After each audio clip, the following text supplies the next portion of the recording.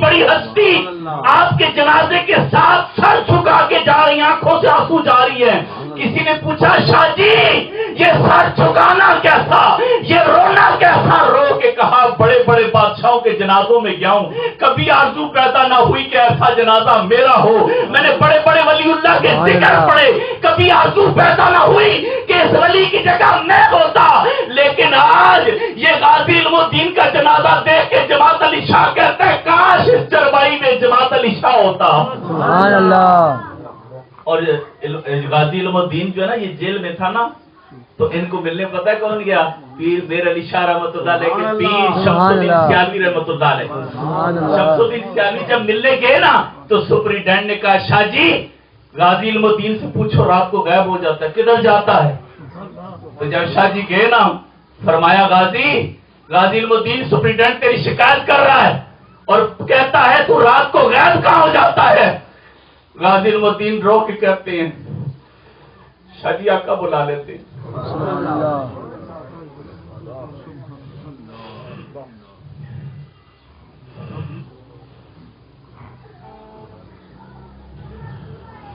کاش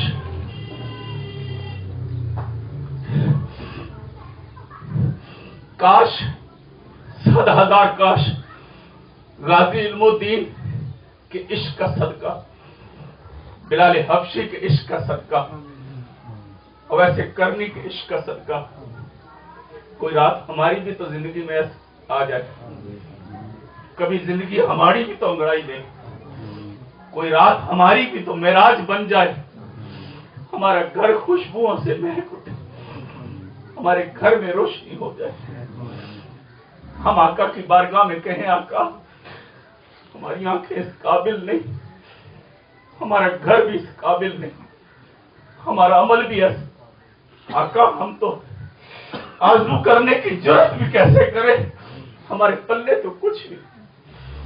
آقا یہ جھنڈیاں لگا کے یہ تمام کر کے دل میں آرزو مچلتی ہے، جب کہتے ہیں تو دل شرمندہ ہوتا ہے.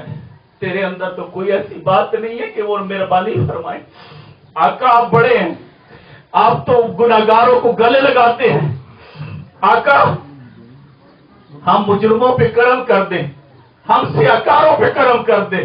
میری کلی تو اس قابل نہیں ہے، میری کلی تو ایسی نہیں ہے.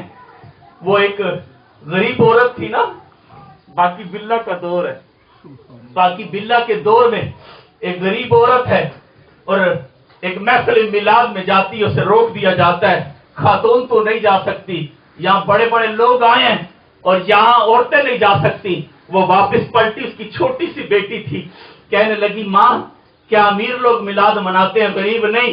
کہا بیٹی ہم اپنے کچے گھر میں میلاد منائیں گے.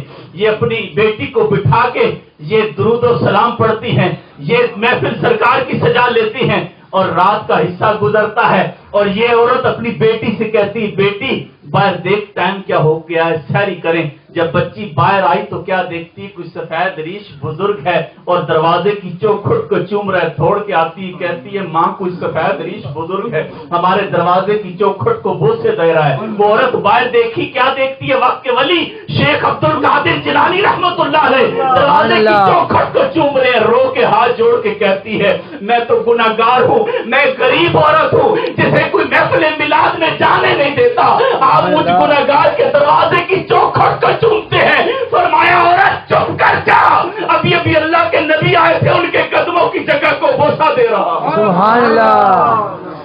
سنا